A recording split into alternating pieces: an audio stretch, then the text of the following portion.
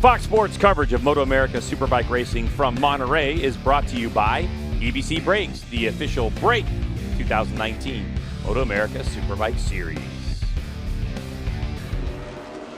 Motorcycles on course, warm-up lap in play.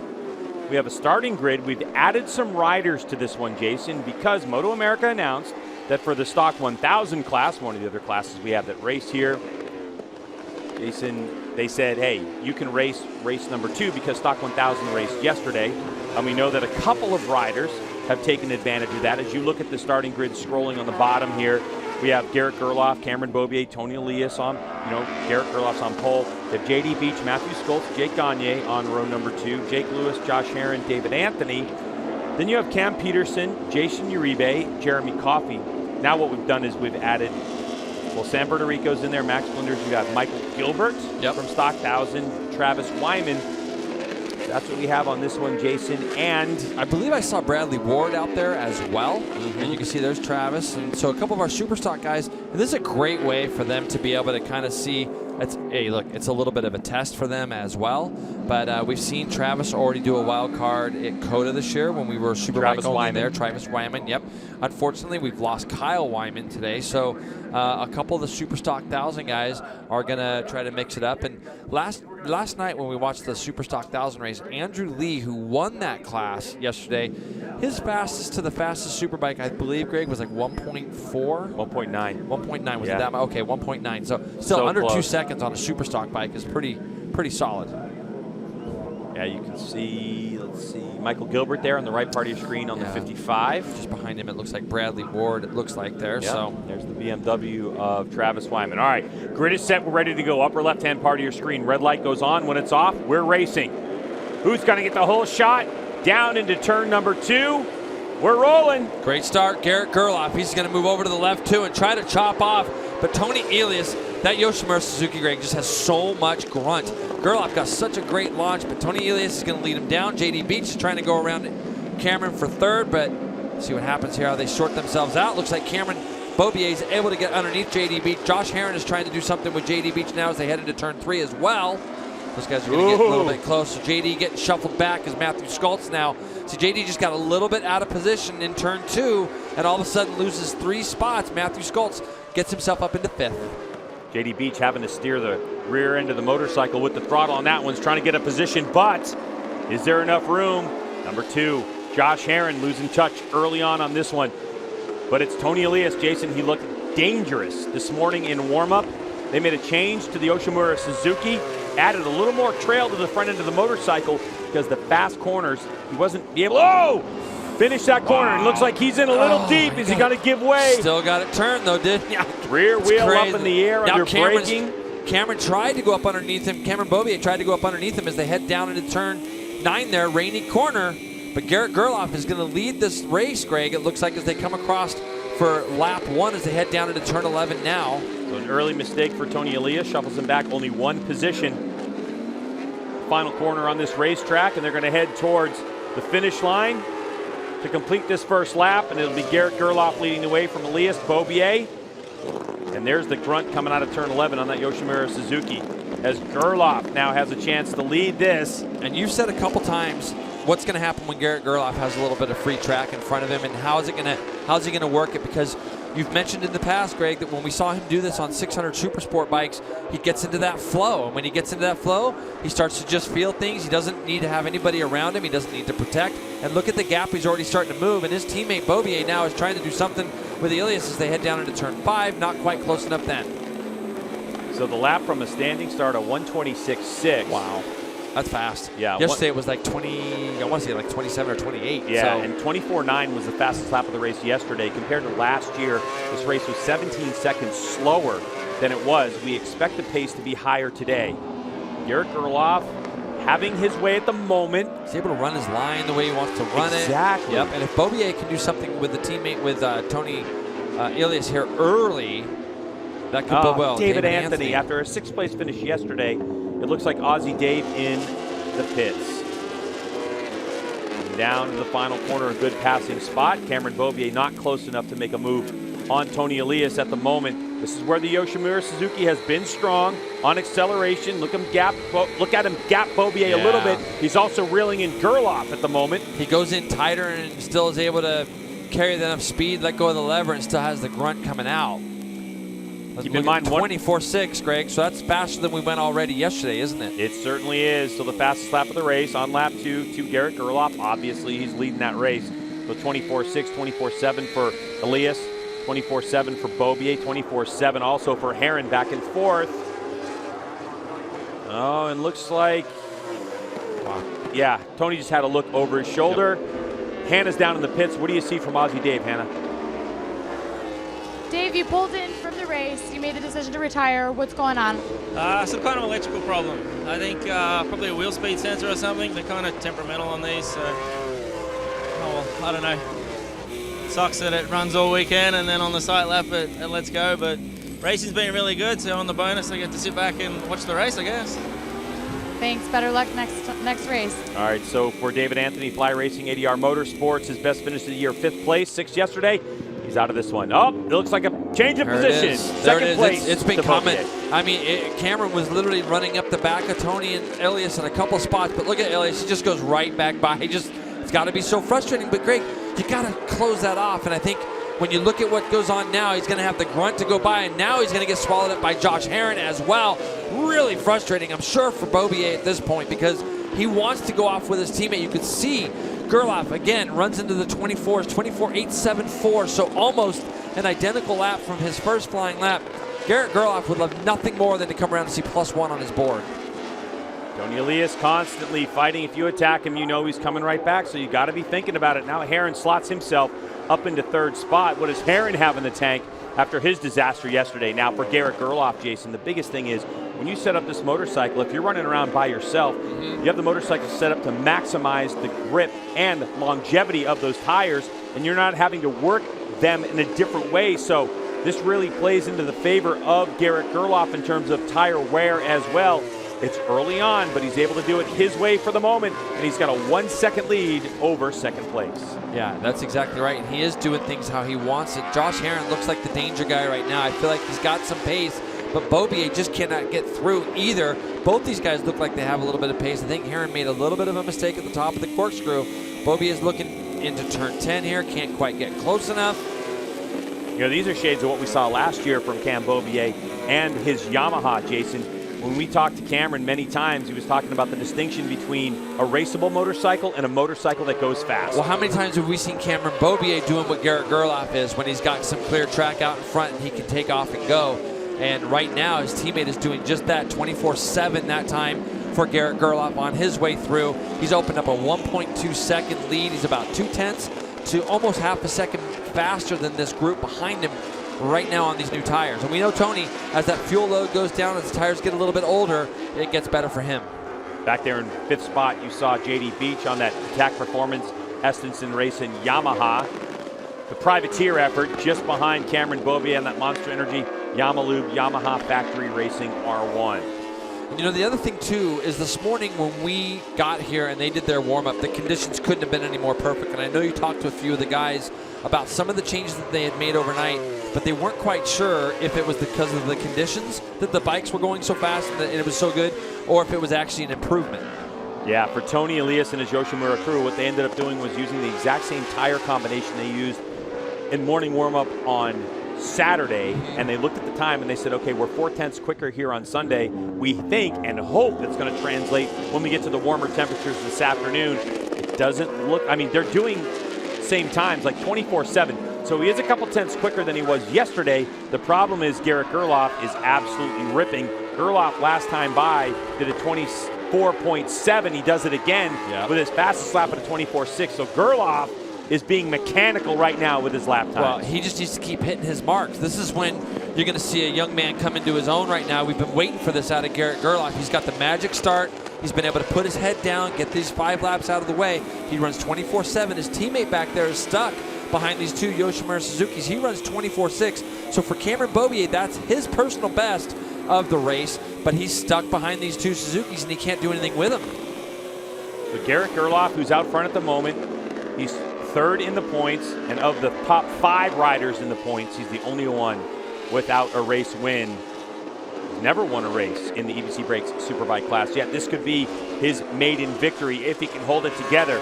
But we know the danger man is the number 24, Tony Elias. He gets stronger and stronger as the laps go by. And what the thing about Tony Elias is he's able to run those laps. Remember yesterday with about 4 or 5 to go, he just pulled the pin and was able to run some very fast laps. Now, Cameron's on the outside of Herron here. Herron's probably going to stand the bike up and pinch him off, and he did just a little bit.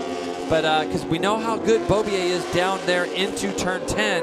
But again, he's just not close enough, and he's looking into turn 11. Herron, as we know, breaks very, very deep. He's got some chatter on that Yoshimura Suzuki as he tipped it in, but he's able to rely on that grunt on the exit. 24.653. Garrett Gerloff has his head down. Wow. Trying to pull. And you know, the thing is, Greg, is it's so motivating when you start to see +1 on your board. I saw Mike Canfield out there on his pit board right now. Cameron Beaubier trying to go under Herron. Not going to make it. But Mike Canfield, very seasoned vet guy also that we've had in the paddock for a number of years, believes in Garrett Gerloff. He's out there giving him the hurry up sign because he sees his rider right now pulling away 1.6 seconds. When you get that to +2, Greg, it's almost so motivational. You just want to keep stretching it out even more, and he'll get into his nice rhythm. This battle for third raging on. It's creating a bit of a gap to Tony Elias. This is where Jason and I are going to be keeping really close watch on Tony Elias and his lap times. So far, the last time by, Gerloff was 2/10 quicker than Elias. But if Elias starts to equal that and then drop a 10th or 2, there's so much time left in this race, it could get pretty dicey for the 31. But right now, Garrett Gerloff in control on his Monster Energy Yamalube Yamaha Factory Racing R1. And when you get Garrett in a flow, he's really fun to watch because he just hits marks. He doesn't do anything wrong. Everything he does looks easy, very much like we talk about his teammate. But the difference is that start was so key for him, and because this easily could have gone the other way. This could be Cameron Beaubier out front with Garrett stuck behind the 2 Yoshimura Suzukis, but he just got such a great launch, and now he's putting these laps together. 24.5 that time as he goes through. Here's a little bit of look on board from Josh Herron's point of view as they go down into turn 2. And you're going to see Cameron Beaubier just slide up underneath, but Josh Herron's able to square that turn up, Greg, and beat him to turn 3. Yeah, that was being able to get that thing up on the meat of the tire and apply that throttle. So Herron, number 2, Yoshimura Suzuki, still continues to lead the way. Garrett Gerloff just did the fastest lap of the race, a 1:24.5, taking another half a second out of Tony Elias. Can Garrett Gerloff continue this torrid pace?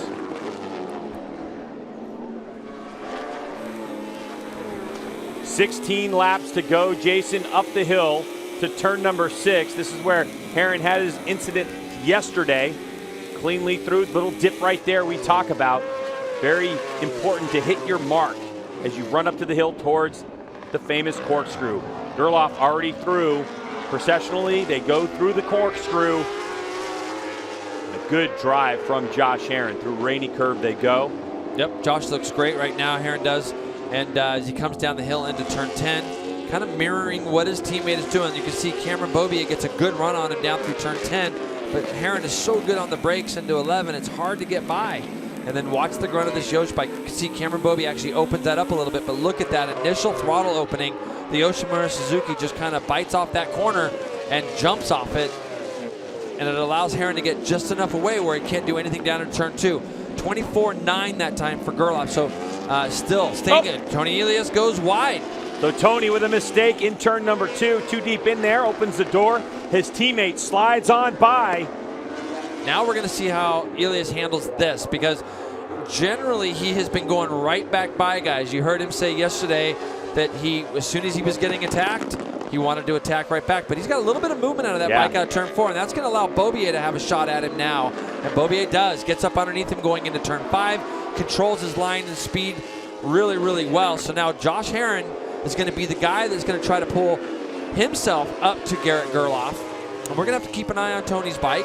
Yeah, this is the part of the race where I would say, Tony's got a problem, but we know. He's proven us wrong over and over and over again. There may be some wheel spin, something he's experiencing. What Tony's doing right now, with the experience I know talking with him, he's analyzing what's going on with his motorcycle. He's going to, over the next few turns, next few laps, figure out how he's going to ride around it. If there is something that's different on the bike, expect him to strike back again. There you go. Cameron Beaubier is going to go straight to the apex. Now we're going to see if that Yamaha can get out of that corner the best it can. Look, he controlled that. Now if he moves over to the left, that's what I'd like. Yosh bike just goes right by him, and he's going to have another one that's going to try to do the same thing. I mean, yeah, it's a hard fight for Cameron Beaubier. He's going to take a shot down into turn 2, though, now, Greg. Let's see if he can keep it. Oh, wow. Wow, that's just good bike control. Tony's trying to do something. Let's see. Josh Herron squares it up again. He's going to go right across the front. Cameron's going to try to do it in turn 3. Let's see if Herron squares him up and goes back to 4-4. He's back trying. and forth they go. Cameron Beaubier and Josh Herron. Wow, it looked like they were going to touch there for a moment. So Herron has the best of them for the moment. But Beaubier, back and forth they go. All the while, here comes Tony Elias, the Scud missile up into 3rd spot. And Garrett Gerloff is going, keep at it, boys. Just keep doing that. He's up to a 3.2 second lead. Elias is now back into 2nd place. Beaubier 3rd. Herron shuffled back to 4th. These guys are all going. And look just back there, Greg. We still got JD Beach in the mix. He's sitting there on that Attack Yamaha R1 watching all this stuff go on as well. So Tony Elias for the moment in 2nd spot with more racetrack to fight. Hannah, I believe, is down in the pits with someone who's not in the race. Hannah, what's going on? Kyle, a pretty unfortunate crash took you out of yesterday's race. What's going on with you? Why aren't you racing? And what are the next steps from here? Yeah, so really bummed about yesterday. Just got tagged into turn 1 and sent me off the high side. So I got a broken scaphoid in my left wrist, and I'm really bummed about that. We're going to be having surgery tomorrow morning at 8 a.m. But just a bummer for the cycle gear guys, and my whole team. My brother's out there racing, so there's still Wyman on the grid today, and we'll come back strong at Sonoma and finish the season with 3 good rounds that are good tracks for us. So yeah, just bummed, but we'll be back. Thanks, Kyle. Great race action going on during that interview. Jason, you're all fired up. I am fired up because Cameron Beaubier is just getting mobbed is what is happening right now. He made a tremendous pass on the inside of Tony Elias going into 10, and then Tony just lets off the brake, goes to the apex, parks him, and that allows Josh Herron to also take advantage and go past as they went up the front straightaway. 4.3 second lead right now for Garrett Gerloff. It's the first lap. Took him 10 laps, Greg, before he got in the 25s, and that was a 25-0. And as of right now, looking on my screen, he is still matching or better in all the sectors going through. So when he comes by this time and sees +4 maybe, +5, yeah. 4.5, just depends on what they're showing him on the board. It's going to give this young guy a lot of confidence. And these guys are slowing themselves down. There goes Gerloff, Yes. bottom part of your screen. He hasn't won a race in about 1.5 years. And if you're not winning on the regular, it takes something to stay focused for this last half of this race with 12 to go in this one. We're at the halfway point. Wow, what a race for Garrett Gerloff as Tony Elias, Josh Herron, Cam Beaubier, and JD Beach come across the line into turn 2. And I don't think Garrett's going to be ashamed that we're not showing him right now. He's happy. We got a big battle here for second, but Gerloff is just literally checked out. A lot like my counterpart here in the booth has been waiting for. Greg and I have talked about this in the past, and you were right, Greg. I mean, he's got that clean air out in front of him, and he's on his way. And Beaubier is just probably really frustrated. Just trying to get by these guys is proven to be very difficult. I mean, the thing is, looking at the way he's been attacked by these 2 Yosh bikes at this point, Jay, it's like even if Cameron, where is he going to do it? Because he's vulnerable everywhere. Yeah. And when you have somebody like Elias who is he's just able to just make a pass back, and he makes it look very easy. That's where it becomes really frustrating as a rider.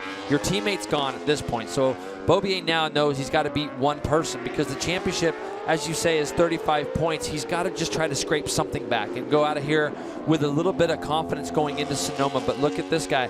Just looks perfect as right now, Greg. He's almost got that full little straightaway lead between turn 10 and 11. 2017 Here you go. Beaubier Super taking Sports. another shot. Oh, Cameron, he gets in there, no problem. But what's Herron got? Oh, that was a spin. That was it right there. In terms of, he just couldn't get the drive, Jay. Might be nothing worse than not having as much edge grip as you like and having a bike that gets out accelerated like the Yosh bikes are doing to him right now. And what that caused yesterday was Cameron having to work the front tire so hard that he didn't have anything left at the end of the race. Yeah.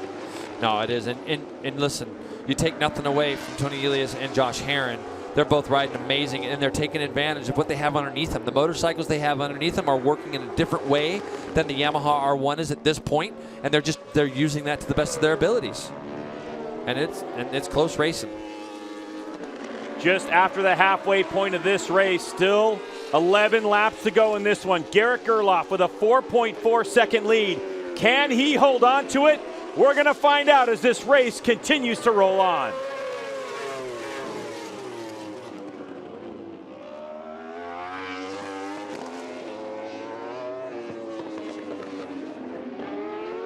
Welcome back to WeatherTech Raceway Laguna Seca. Jason Pridmore, Garrett Gerloff in control of this race. Coming up on 10 laps to go. Watching him ride these last couple corners. How's he looking? He looks amazing. He looks good. The bike looks really good underneath him right now, Greg. Looking at our split times. He looks very fast on all the splits. See how his body never gets back to the center of the seat as he wow! Comes over the top of turn 1. But I was just making a comment. If you look at how his body is, it never goes back to the middle of the seat. He's sitting on the left-hand side of the seat. We haven't seen him go up over turn 1 like that before, Greg, but that was a big movement. Here you go. This is him going up over the top of the hill. The front wheel comes off the ground. That's going to be just a little bit of like a, hey, I'm bleeding. I'm okay. Everything's okay. You can see the crew there. It's all right. Well, we're going to be. He just jumped back into the 24s again that last lap, 24.9. So he's still pushing. Gerloff likes to moto. I think he was motoing over the backside of turn number 1. Yep. Crest of that hill. So Tony Elias starting to eke out a little distance between his teammate Josh Herron. Beaubier still right on Herron's tailpipe. And JD Beach hanging tight. Cameron's got to try to do something into the corkscrew. He's got to try to do something down into 10. He's got to do something other than 11, because what happens is he goes in so tight into turn 11 that it ruins all of his roll speed. He cannot pick the throttle up where he wants to because he's cutting off the entry to his turn. So right now he's trying to get a run to try to get down the right side of Josh Herron as they go into turn 10. There he goes for third position. Down to the apex he goes. Now what's Beaubier going to do? Try to slam the door? He's got to park Josh Herron and disrupt his drive, but Herron gets a good one. Yeah, see, the thing was there is that if Cameron could have ran a normal line the way he wanted to, he's going to have to try to cut it back up underneath Herron as they come up over 1. He's going to try to take a shot down into turn 2. Here comes Beaubier on the brake lever. Sideways goes his R1. And that's what he had to do. This is what he has to do. Now he's going to have 2 corners where he can try to clear off and chase after Tony Elias through turn 3 and 4. And if he can somehow hold on to this, create just a little bit of a gap. But what he had to do, this all started up in Rainy Corner. He had to get creative. See how that gap's starting to release now, Greg? He's done exactly what he needed to do and strike right back. Now he can get into the lines that he wants to get into. Hopefully roll through these corners a little bit more and create that gap back to Herron. And you can see it's already starting to happen. I have to imagine, Jason, that Cam Beaubier isn't thinking podium at all. What does he care what position this is? All he needs to do to stay alive in this championship is put Tony Elias behind him. Yep. Now, the good news for Beaubier is that his teammate is in a position, if he can finish where he is, to take the maximum amount of points, which would be 25. Second place pays 20, third 16. Well, I'll tell you this, that last lap when we saw Garrett Gerloff go up over the top of turn 1, it's the first time that the lead has actually come down. It was 4.5, it's 4.1 now. But see, this is what's happened. Now Cameron Beaubier is able to run the lines that he wants to run. He's got to come up and try to figure out what he's going to do when he catches and if he catches the back of that number 24 bike of Tony Elias. Looking at the times, 25.2 for Garrett Gerloff as he comes across this time. The guys behind him, Greg, 25 flat for both second and third spot right now. The gap is now under 4 seconds. And this is what happens with Tony Elias. He just grinds away. Grinds it out, never gives up. Figures out how the motorcycle's working this late in the race. The fuel load's lighter. The tires are starting to wear out, but Tony has got it all sorted out. Now, there's 8 laps to go.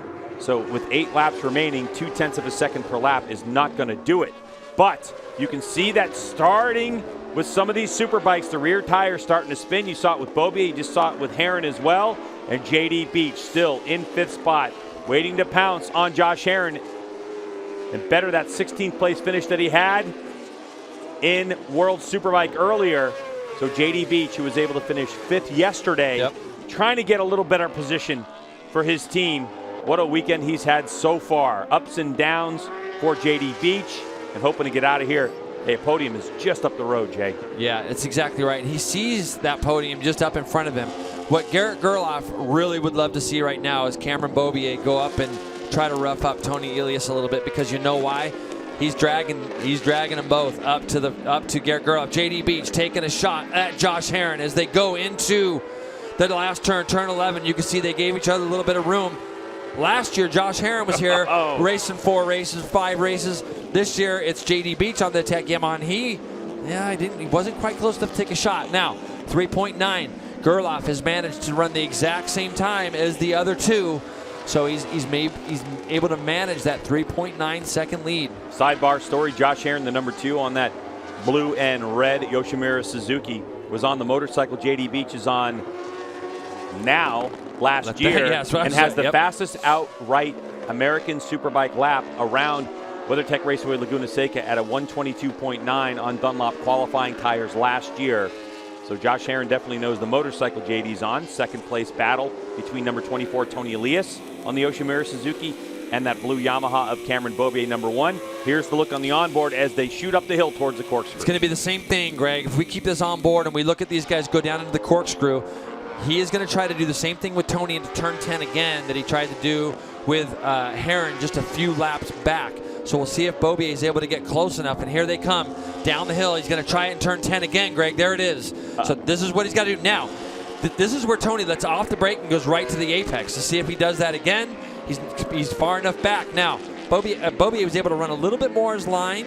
And these two guys, we got a pair of Suzukis and a pair of Yamahas battling. Beaubier is going to maybe keep Elias behind him as they go up over the top of turn 1, which is exactly what he needs. Yeah, but this looks like Tony Elias going, okay, Cam, what do you have? Yep, that's okay. I mean, that's going to be a big confidence boost for Beaubier that he's going to be able to lead him down into turn 10, or turn 2 rather, and then maybe even through turn 3 and 4. So we'll have to see. It's 4.2, 24.9 again for Garrett Gerloff, back into the 24s. Tremendous pace for lap 17. 2 great battles we're watching. It's the battle for 2nd and 3rd. This is for 4th and 5th between number 2 Josh Herron and number 95 JD Beach. Just up the road is that number 1, number 24 battle. That's for 2nd and 3rd spot. So Herron, who looked like he had the chops to be on the podium, has kind of dropped back a little bit. This guy's got pace. He's trying to get out of there, Greg. You can see he's already started to open up that small gap to Tony Elias as we go back to the battle for 4th place between JD Beach and Josh Herron as they back it in to top. But look at the gap. See, Cameron's got that little bit of gap left. He's got, what, 6 laps to go? His teammate, though, has set such a tremendous pace up front. But Beaubier is doing everything he can right now to get his head down, get away from Elias, and try to catch or run down his teammates somewhat. 4.2 the last time they came back. We'll let you know what it is when they come back across. This time, Herron is still fighting off the advances of JD Beach. JD Beach looking so strong. So many laps under his belt this weekend, and still with a tremendous amount of energy. JD Beach trying to get to 4th place. You can see that Yoshimura Suzuki just grunt off that turn 11. The Yamaha of JD Beach taking his lines, known to be a little bit more nimble in some of the tight stuff, especially at the top of the corkscrew. Don't be surprised if JD tries to make an aggressive pass when they get to the corkscrew. It's going to take that because Herron's so good on the brakes, and you can see both riders, I mean, especially Herron's bike right now, moving a lot out of turn 2. He's doing everything he can, and when you can think about yesterday, Herron, he tipped off on like the 4th lap, so he didn't get all the data that he could have used to maybe make some improvements for his bike late in the race. So this is all new territory for him right now. Looking at the lap times from that last time through, it's still a 4.2 second lead. Garrett Gerloff matched the pace of Cameron Beaubier. That was San Bernardino. They went around, understanding lap traffic that he is. He got out of the way and let these two race. So we're about 4.5 laps away from the checkered flag on this one. Beaubier seemingly in control of 2nd spot. And sometimes Tony Elias will give him some breathing room. Take a breath himself. He does that, doesn't he? Yeah. Yep. This is far from over for the battle for 2nd and 3rd. And Tony ran 25 flat yesterday with about 2 to go, I believe it was, Greg, when he started to up his pace. But right now, he's not quite close enough. And 25.3 that time for Garrett Gerloff on the way through. 25.1. It's 0.2 of a second with 4 laps to go. This is just so great for, oh, here we go. Tony Elias trying to go up the inside of Beaubier. Unbelievable. Can he square him up? Cameron squares him up. Here goes Cam Beaubier. He's not taking it from Tony Elias. Through turn 3 they go. Elias going to take that tight line again and block Beaubier. They nearly touch. You can see Cameron trying to get to the apex and get on the gas. But there goes Tony Elias back around through turn number 4. Is Tony going to be able to hold on to this to the end?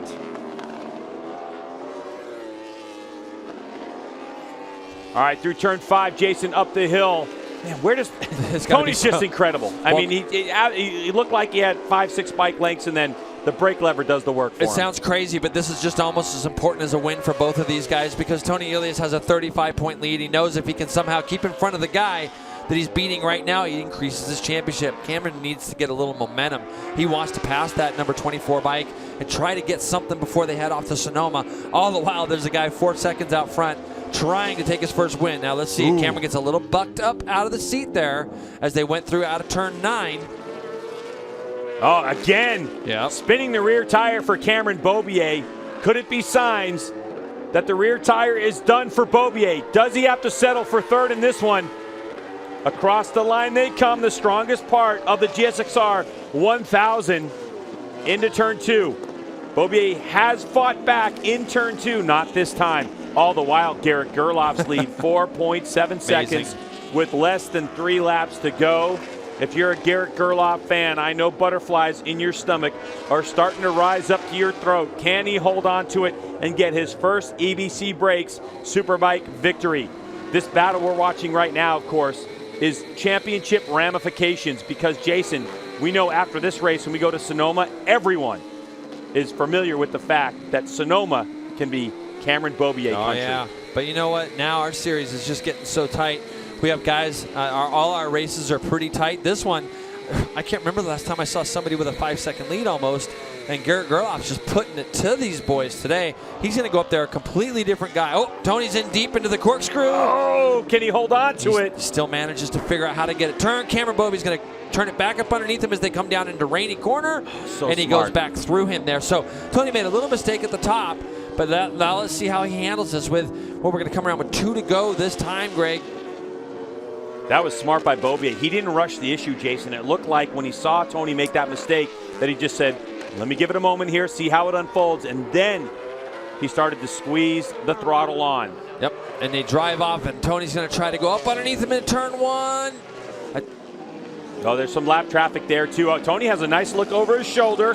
He's in a little deep into 2. It was almost like Tony went over the green at the top of the hill and was wanting to let Cameron back by or something. It was really weird. He's going to go straight to the apex of 3. As he does. Oh, Cameron's got nowhere to go. He tries to square it up one more time as they head to the flat turn number 4. Tony has the advantage again. Lap traffic coming up. Looks like Jeremy Coffey there. Let's see what happens here. These two guys catch Jeremy as they head into turn 5. Good job by Coffey so late in this 23-lap race to get lapped. Gets out of the way. Lets these two continue on. Garrett Gerloff now with a 5-second lead in this one as he heads to the white flag. But these two are going to the corkscrew. No shot from Beaubier, no mistake from Elias this time. Down the hill through Rainy they go. Beaubier's thinking, where can I get him? He wants to do it again. This is his territory right here as they come into turn 10 again, but he's just not quite close enough. And you know, the thing is, Greg, is you're right. The tire is definitely going to play a part in that. Is he? Oh, he's just not. I thought about it for a second. He wants the Tony. He wants Tony. White flag flies on this one. Garrett Gerloff takes the white flag. And when Tony Elias comes across the line, a 5.1 second lead for the EBC Brakes Superbike sophomore Garrett Gerloff, who is out front, trying to navigate the last corners of the WeatherTech Raceway Laguna Seca to capture his first win as we continue to watch the battle for second spot, the battle for the number 1 plate for 2019. He's trying to ramp something up, is Cameron right now. He's there. I know right now he's thinking that if he's got to roll through 5 and 6 solid so he can be on the back of Tony Elias as they go up into the corkscrew. You can see the roll speed there, Greg. But then it's just a matter of, it's just 2 different characteristics of motorcycles right now with these 2 riders. One gets in there tighter and uses the grunt of the bike to get out and uses it perfectly. The other one needs to roll through corners a little bit more. But this is where it's all going to start. When they get to the top of this corkscrew, Cameron's got to be really close. Look at that much that bike's backing in. Down through here, he's got to get close enough to Elias that he could try to do something. But I wouldn't be surprised to see Tony move over to the right here because he knows how strong Cameron's been. So as they head down this hill, Cameron Beaubier trying to fight, doesn't do it. And that could be that for the battle for second spot. But this guy from pole position to his very first EBC Brakes Superbike victory. Wheel in the air. Garrett Gerloff will take the win at WeatherTech Raceway Laguna Seca. Good battle for second between Tony Elias and Cameron Beaubier. Josh Herron will bring it home in fourth. But how about So cool. the elated Garrett Gerloff with his first Superbike win underneath the sunshine here in California. We've been waiting, haven't we? I mean, we really have. And you can see how much it means to him to get your first Superbike win and to do it in front of the World Superbike paddock. Truly amazing. This guy went to MotoGP in Germany just, a couple of weeks ago. Went there to tell people, hey, I'm interested in coming to this series. I want to come to Europe. I want to race. Met a lot of people. Reminded them that he's here to go racing. Handed out some business cards. And now he's got a Superbike race win under his belt to back up his desire to go and race in a world championship. Hope he doesn't get stuck in the gravel here as he's going over to turn 4. He's probably got some fans and friends over there right now. Asking one of the corner workers for some help. Hold on to this motorcycle for a second. There he is. Garrett Gerloff in his second year on a Superbike after a well-deserved Supersport Championship in 2017 earned the right to be on the Monster Energy Yamalube Yamaha factory racing machine after the exit of Josh Hayes on that team. It has been a learning curve. He took the first year to figure this motorcycle out, his crew working hard with him, and he knew, we all knew in off-season testing that Garrett Gerloff had the speed to win. It was a question of when is he going to put the race together and do it the way he wants to do it. And today is that day. I mean, literally, how perfect was it? Perfect. It's unreal. He got the start he needed, jumped off, went 24 5s and 6s for the first 6, 7, 8 laps. Nobody else could match it. And it just ran away from these guys and didn't buckle, didn't do anything, didn't put a wheel wrong. We saw him go up over turn 1, and that's just a product of the bike getting light and wheeling a little bit over the top. He won't even remember that. Exactly. That's what's so crazy. Yeah. What any track day rider that's been to Laguna Seca knows what turn 1 is like and what that would do to your psyche. Garrett Gerloff won't even remember it till he sees the replay. I've got to go back, Jason, and check the stats, by the way, for this season. That might be our largest margin of victory the entire season. I'm trying to think 4.4 seconds. It's amazing. The racing has been so incredible here in the EBC Brakes Superbike class. By the way, Garrett Gerloff becomes our 5th race winner of the season with 6 podium finishers. So Tony Elias, Cameron Beaubier, Garrett Gerloff now joins JD Beach and Josh Herron as race winners in 2019. And by the way, other than Matthew Skoltz, who has 2 second-place finishes, those 5 riders have collected all the podiums, other than those 2 from Skoltzy. Yep. So it's Garrett Gerloff, Tony Elias, Cameron Beaubier, Josh Herron in 4th, JD Beach in 5th, Matthew Skoltz in 6th, Jake Gagne, great ride from him in 7th, Jake Lewis in 8th place.